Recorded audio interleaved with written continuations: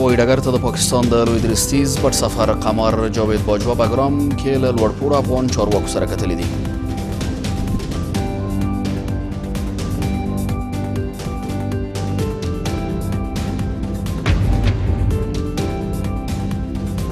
د ولسمشر ټاکنو وروستۍ پایلو د اعلان په تړاو د نړیوالو چوپتیا عبدالله له نړیوالو غوښتي چې د ټاکنو په اړه بېطرفه پاتې شي.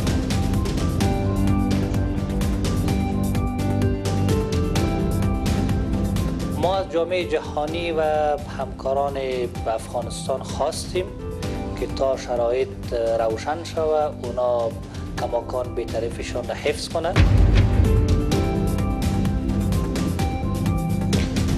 او په جرمني کې د ډزو په پیښه کې 9 کسان وژل شوي دي. جرمني پولیس وایي دا برید د نژادي تبعیض او کرکې له مخې شوی دی.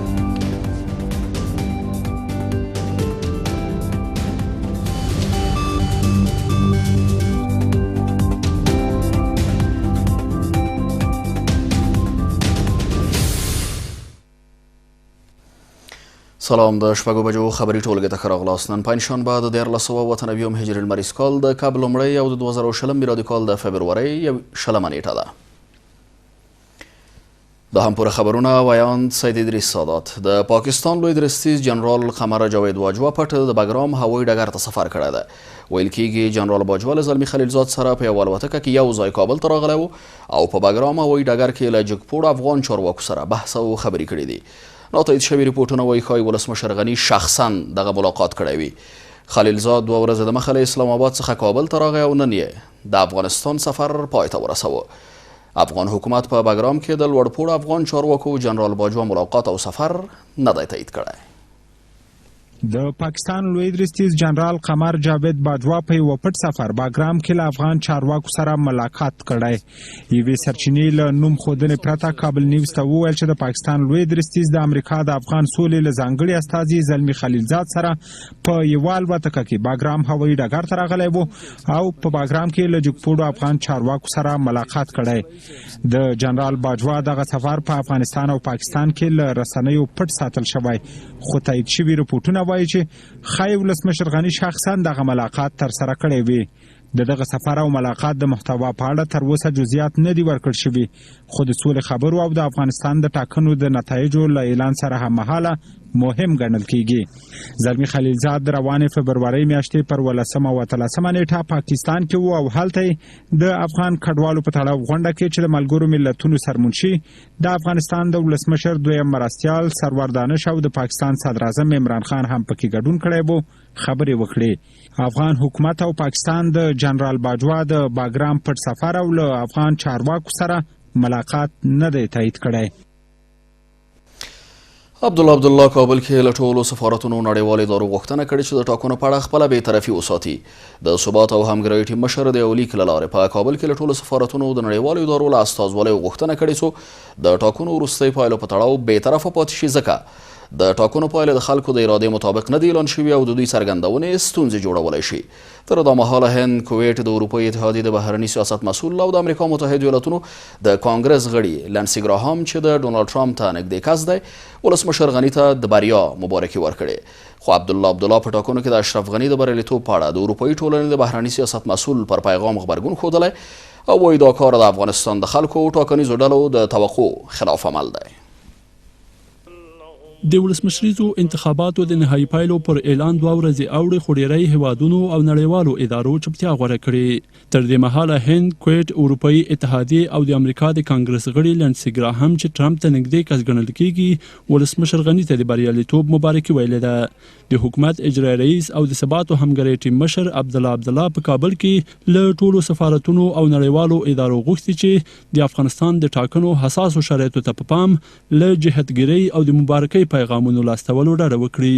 اجرایي ریاست وايي نړیوال باید د ټاکنو په اړه خپله بېطرفي وساتي او په دې حساسو شرایطو کې د دوی اظهار نظر ستونزې رامنځته کوي. ما از جامعه جهانی و همکاران افغانستان خواستیم که تا شرایط روشن شود اونا کماکان بی‌طرفیشان را حفظ کنند که اظهار نظر اونا، ابراز نظر اونا در این شرایط حساس میتونه که یک مشکل جدید ایجاد کنه.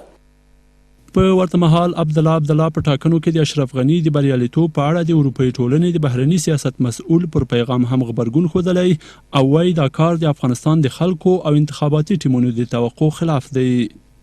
په افغانستان کې د ملګرو ملتونو استازي یا یوناما چې د افغانستان په ټاکنو کې مهم اړخ یادېږي د نهایي نتایجو تر اعلان وروسته د یوې نرمې اعلامیې په خپرولو اکتفا کړې ده. د یوناما په اعلامیه کې چاته په انتخاباتو کې د بریالیتوب مبارکي نه ده ورکړل شوې، خو د نهایي پایلو تر اعلان وروسته اړوند ستونزو د حل پر ارزښت یې ټینګار کړی دی. هغو اندېښنو ته په پام چې د کاندیدانو او د دوی د ملاتړو لخوا د نهایي پایلو له اعلان وروسته پیدا شوي، ملګري ملتونه به د ټولو سیاسي ګوندونو په ګډون د افغانانو او بنسټونو ملاتړ ته دوام ورکړي. د سیاسي چارو شنونکي وایي د ولسمشرۍ ټاکنې په داسې یو وضعیت کې اعلان شوې چې د شفافیت په تړاو انتقادونه په اوج کې وو. دوی وایي نړیوال ځکه د دې بهیر په وړاندې خاموشه دي چې د نهایي پایلو د اعلان په اړه د نظر یووالی نشته، نو ځکه خپل غږ نه اوچتوي.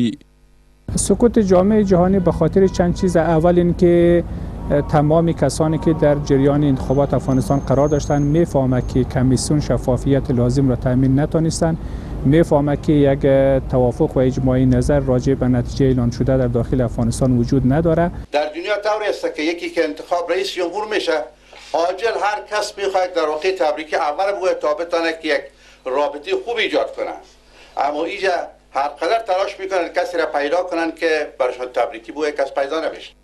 عبدالله داسې مهال له نړیوالو ادارو او سفارتونو د ولسمشریزو ټاکنو د نهایي پایلو د اعلان په اړه د بېطرفۍ غوښتنه کوي چې ویل کېږي ولسمشر غني غواړي تر 10 ورځو په کمه موده کې د لوړې مراسم ترسره کړي. د امریکا متحده ایالاتونو وسلوالو طالبانو ترمنځ د تاوتریخوالو د کموالي بهیر 2 ورځې وروسته پیلېږي.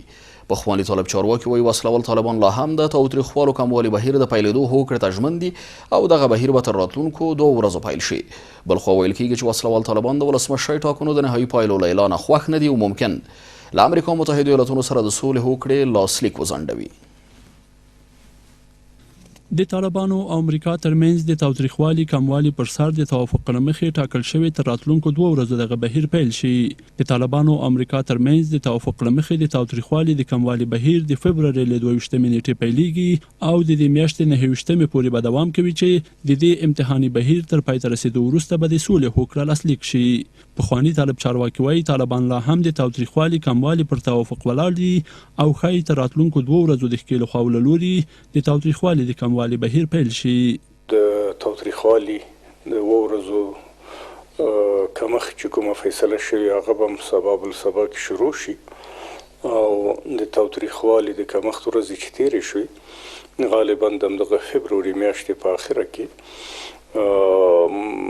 هوکړه لیک د طالبانو او امریکایانو په مابین کې امضا شي. نرمي د عملیاتو چې شروع کیږي هغه د اعلاني شروع سي او طالبان دې اعلان وکړي، امریکایان دې اعلان وکړي د پاره دي چې ټول ملت په دې باندې خبر سي چې هغه د نرمي د عملیاتو رااله. خو ویل کېږي چې طالبان د ټاکنو کمیسیون له لوري د نهایي نتایجو اعلان د سولې خلاف عمل بولي او ښایي د دې کار په غبرګون له امریکا سره د سولې هوکړې لاسلیک د څه مودې لپاره وځنډوي. بل پلو په کور دننه سیاسي احزاب سولې ته د رسېدو یوازینۍ لار بین الافغاني خبرې بولي او وایي چې د افغانانو ترمنځ مذاکرات سرنوشت ټاکونکي دي. با امضای موافقتنامه با طالبان صلح در افغانستان تامین نمیشه.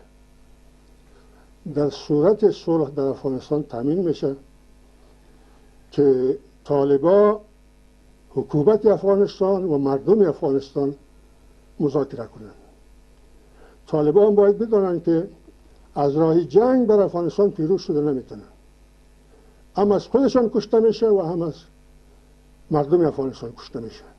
د تاوتریخوالي کموالي بهیر پیلېدو او سولې هوکړې لاسلیک ځنډېدو په اړه څرګندونې داسې وخت دی چې د سولې له خبرو باخبره کسان وایي امریکایي لوری دا استدلال کوي چې دوی د نتایجو له اعلان نه و خبر، خو داسې تحلیل دی چې امریکا نه غواړي دا اعلان کړي یا اشرف غني ته مبارکي ورکړي ځکه دا کار طالبانو سره د خبرو اترو بهیر ته صدمه رسوي. پخوانی ولسمشر حامد کرزي له زلمي خلیلزاد سره پر سوله او روانو حالاتو خبرې وکړې. د پخوانی ولسمشر حامد کرزي له مطبوعاتي دفتره په خبره شوې خبرپاڼه کې راغلي په دې لیدنه کې چې د امریکا متحده ایالاتونو سفارت شارج دافیر هم حضور درلود. پخوانی ولسمشر حامد کرزي په هیواد کې د روان وضعیت او د ولسمشرۍ ټاکنو نهایي پایلو اعلان په تړاو اندېښنه وښوده. په خبرپاڼه کې د حامد کرزي له قوله ویل شوي چې د ټاکنو په پروسه کې جنجالونه او د دې بهیر په تړاو د نړیوالو ضد و نقیضې څرګندونې د دې ښکارندویي کوي چې بهرنیان د افغانانو ترمنځ د تفرقې او د افغانستان د تضعیف هڅه کوي. پخوانی ولسمشر وایي د افغانستان له خلکو سره د واشنګټن د دوستانه اړیکې یوازینۍ لار د دې هیواد د نیت په اړه د شکونو او ابهاماتو لرې کول دي. د ولسمشریزو ټاکنو د پایلو اعلان د ستونزو لامل شوی باید لغوه اعلان شي. د ولسمشریزو ټاکنو د نوماندانو شورا وایي له ټاکنو وړاندې د روان وضعیت وړاندوینه کړې وه، اوس چې د ټاکنو پایلې بحراني شوي بهتره ده چې اعلان شوي پایلې لغوه شي. د نوماندانو شورا د ټاکنو خپلواک کمیسیون په درغلۍ تورنوي او د ټول شموله مشارکتي حکومت پر جوړېدو ټینګار کوي او زیاتوي چې د روان حالت د حل یوازینۍ لار همدا ده. د شاوخوا 15 میاشتني ځنډ وروسته د ټاکنو خپلواک کمیسیون د ولسمشریزو ټاکنو نهایي پایلې اعلان کړې چې له ګڼو غبرګونونو سره مخ شوي دي. د ولسمشریزو ټاکنو د نوماندانو شورا د پایلو له اعلان څخه 2 ورځې وروسته وایي چې له ټاکنو وړاندې د روان بد وضعیت وړاندوینه کړې وه او اوس د ټاکنو نهایي پایلو اعلان ستونزې رامنځته کړي دي. دوی وایي چې د ټاکنو نهایي پایلو نتیجه ورته د منلو نه ده او غوښتنه کوي چې باید رسما لغوه اعلان شي. انتخابات ششم میزان ریاست جمهوری 1398 رسما ملغا قرار داده شود.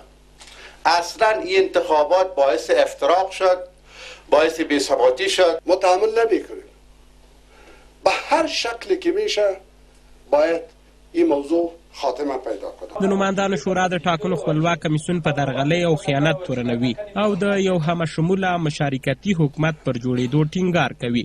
دوی وایي ملي مشارکتي حکومت کولی شي چې روانو ستونزو ته د حل لار پیدا کړي. ما پیشنهاد حکومت مشارکت ملی را کرده بودیم و طالبان سر موقف خود به شمول تحریک اسلامی طالبان کلی که یک جای حکومت را وجود بیاریم که زمینه مصالحه مساعد شود. فقط یگانه راهی است که وحدت داشته باشیم، افغانستان از این وضعیت بکشیم و فقط با اعتماد به خود. در غیر صورت ممکن نیست که توقع کنیم کسی دیگه بیاید به ما یک رئیس جمهور انتخاب کنه. دغه نوماندان وایي چې نه د ولسمشر غني او نه موازی حکومت ورته د منلو دی او خبرداری ورکوي که وضعیت همداسې دوام وکړي دوی به هم جلا حکومت اعلان کړي. که ما شاید بسیار وقت کم منتظر بشینیم که اگر اینا از همو جهالت خود پایین آمدن در غیر از ما حکومت خود اعلان خود کرده.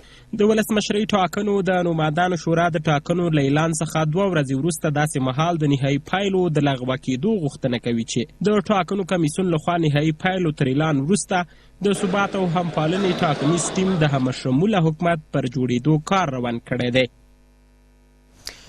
د افغانستان په ځینو ولایتونو کې د اشرف غني انځورونه لرې شوي او پر ځای د عبدالله لګول شوي دي. د پنجشیر، فاریاب، تخار او ځینو نورو ولایتونو اوسیدونکو د عبدالله د بري جشن ونمانځه او د هغه عکسونه یې په دولتي او غیر دولتي ادارو کې د ټول شموله حکومت د ولسمشر په توګه ولګول.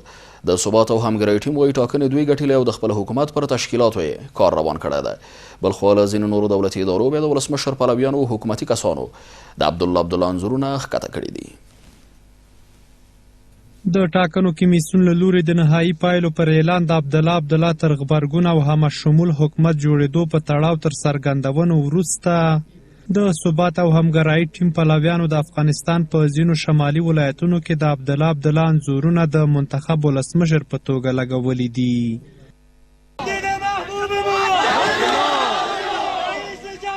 پنجشیر ولایت کې سلګونه تنو د عبدالله د بري جشن ونمانځه او د هغه انځورونه د همشمول حکومت د منتخب ولسمشر په توګه په مهمو دولتي او غیر دولتي سیمو ولګول.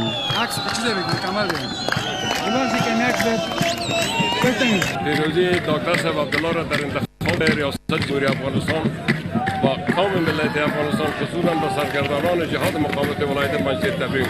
نه ما خودش کار داریم نه کسی که آمیش باشه. ما یک دولت اسلامی را در دولت اسلامی افغانستان کار داریم. فعلا خب ما تصویرها را در اینجا نصب کردیم و انشالله داخل ولایت هم ما چند لحظه بعد شاید به داخل ولایت شدیم و تصویر رئیس جمهور ما نصب میکنیم. تر پنجشیر ولایت وروسته په تخار او فاریاب ولایتونو کې هم سلګونو تنو چې ډیری پکې د جنرال دوستم پلویانو د عبدالله د حکومت د بری جشن ونمانځه.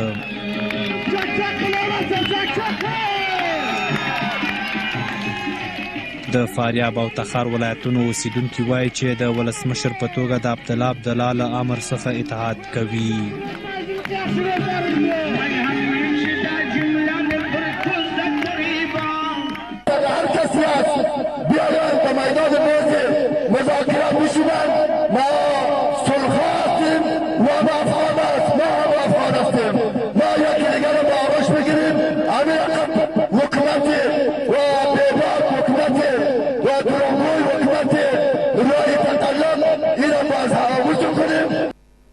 د ثبات او همکارۍ ټاکنیز ټیم ویان وایي چې د ټاکنو پروسه شفافه نه ده.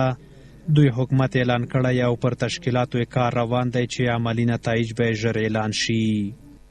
کمیسیون خپل مشروعیت له لاسه ورکړی او کله چې کمیسیون خپل مشروعیت له لاسه ورکړي دا پروسه مشروعیت له لاسه ورکړي او طبیعي ده چې پایلې هم مشروع نه دي او هیڅ چاته د منلو وړ نه دي. موږ چې د پاکو رایو پر اساس د ټاکنو بریالي وو خپل د حکومت د جوړېدو اعلان مو کړی دی. کارونه دوام لري. کمیټې مختلفې جوړې شوي دي او ډېر ژر به عملي اقدامات هم تاسو ووینئ. خو له دې سره په ورته مهال له ځینو نورو دولتي ادارو بیا د ولسمشر پلویانو او حکومتي کسانو د عبدالله تصویرونه راکوز کړي دي. د ننګرهار د والي ویان د عبدالله عکس په راکوزولو سره ویلي چې د منتخب ولسمشر اشرف غني ملاتړ کوي. د ولسمشرۍ ټاکنو تر نهایي نتایجو وروسته د ولسمشر غني او عبدالله پلویانو له لوري دغه اقدامات داسې مهال دي چې د ټاکنو نهایي پایلو تر اعلان 2 ورځې اوړي. خو تر اوسه ټول بهرني هیوادونه او نړیوالې ادارې د دغو ټاکنو د پایلو په اړه خاموشه دي. روسیه وایي افغانان د بهرنیو له مداخلې پرته خپل ستونزې حل کړي. د روسیې د بهرنیو چارو وزیر چې د افغانستان د ولسي جرګې له رئیس سره یوې ګډې ناستې خبرې کولې وویل د بین الافغاني مذاکراتو د پیل خبرونه اوریدل کیږي او مسکو په دې برخه کې هر راز همکارۍ ته چمتو ده. د روسیې د بهرنیو چارو وزیر همداراز وایي هیله لري د ولسمشرۍ ټاکنو د وروستۍ پایلو اعلان د سولې بهیر مخه ونه نیسي او د لا ډېر انسجام لامل شي. په ورته مهال د ولسي جرګې رئیس میر رحمان رحماني وایي له پاکستانه ترهګرې شبکې افغانستان ته راغلي او خپل فعالیتونه جاري ساتلي. د طالبانو او امریکا ترمنځ د سولې خبرې چې نهایي شوي مسکو په نږدې ورځو کې د بین الافغاني مذاکراتو پیل ته خوشبیني ښیي. د روسیې د بهرنیو چارو وزیر سرګی لاوروف چې په مسکو کې د ولسي جرګې له رئیس میر رحمان رحماني سره یوې ناستې ته خبرې کولې وایي چې په نږدې ورځو کې د بین الافغاني مذاکراتو د پیل خبرې اوریدل کیږي چې مسکو د ملاتړ ترڅنګ همکارۍ ته چمتو دی.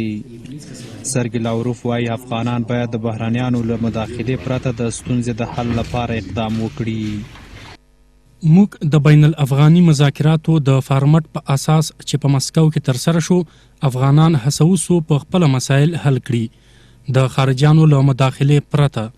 اوس چې د بین الافغاني خبرو د پایل خبرونه اوریدل کیږي موږ په دې برخه کې همکاري جاري ساتو.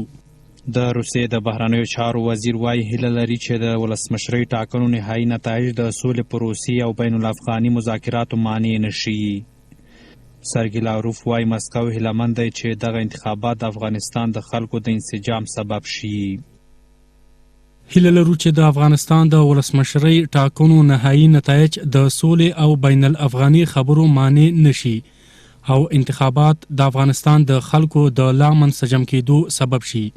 په ورته مهال د ولسي جرګې رئیس میر رحمان رحماني وایي چې افغانستان د ترهګرو ډلو د هجوم په مرکز بدل شوی او ډېرې ترهګرې ډلې له پاکستان څخه افغانستان ته راځي. آنچه امروز برای دولت و ملت افغانستان مایه نگرانی است این است که افغانستان به جغرافیای هجوم شبکه‌های توریستی مبدل شده است. روسي چارواکي داسې مهال د بین الافغاني خبرو د پیل او د بهرنیانو له مداخلې پرته د دې پروسې په پرمخ بیولو ټینګار کوي چې طالبانو په خپل وروستۍ اعلامیه کې د ولسمشرۍ ټاکنو نهایي نتایجو اعلان په غبرګون کې ویلي چې د اشرف غني بیا ټاکل کېدو اعلان د سولې پروسې له محتوا سره په تضاد کې عمل دی. په ننګرهار ولایت کې د سنوکر کلب چت د نړېدو له امله 3 تنه وژل شوي دي. د سیمه عیني شاهدان وایي دغه پیښه د دې ولایت په سره رود ولسوالۍ کې په دوسرکه سیمه کې شوې له امله یې 3 تنه مړه شوي او 2 نور ټپیان دي. په ورته مهال د سیمې اوسیدونکي وایي د دې کلب دیوالونه د وروستیو ورښتونو له امله ورسته شوي ول او نن راپرېوتل. زمونږ یو سنوکر بلیارد کلب و چې په دغه کې پرون باران شوی او د هغه باران د وجې نه چتې کېناستېدو او دلته زمونږ 3 قهرمانه ورزشکاران شهیدان شو او 2 ورزشکاران زخمیان دي. دا چت باران وهلی او دا لاندې یو دم کېناسته چت لنه بم ونه بل دا چت په بل خپله کېناست په دې خلکو باندې. نړیوال خبرونه تر لږ ځنډ وروسته وړاندې کیږي.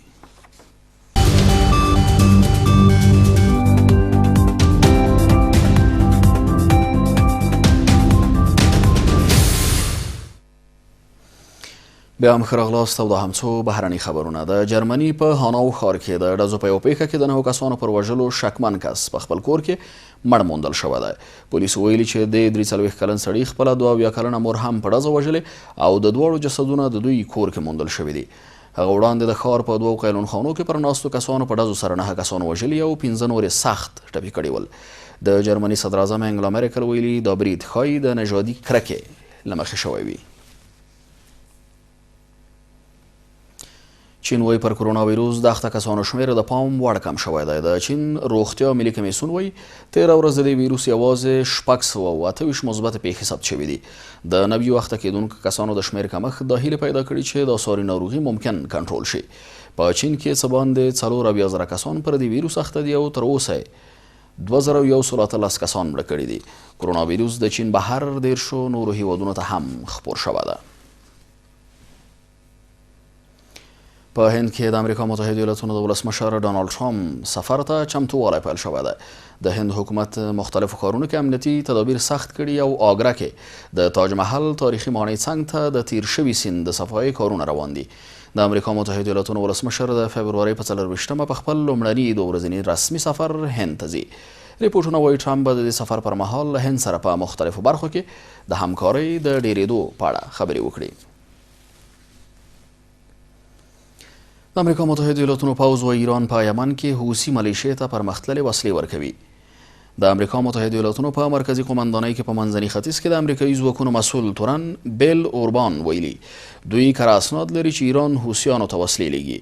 هغه د خپلې د ادعا لپاره رسنیو ته ځینې تصویرونه هم ښکاره کړي دي. اوربان وویل دا هغه وسلې دي چې د امریکا متحده ایالاتونو د سمندري ځواکونو بیړۍ څه باندې 1 اونۍ مخکې ضبط کړي دي. روانه خبري ټولګه په همدې ځای پای ته رسیږي. له ملتیا مننه کوم. تاسې رابولم د کابل نیوز پاتې خبري او سیاسي خپرونه ته.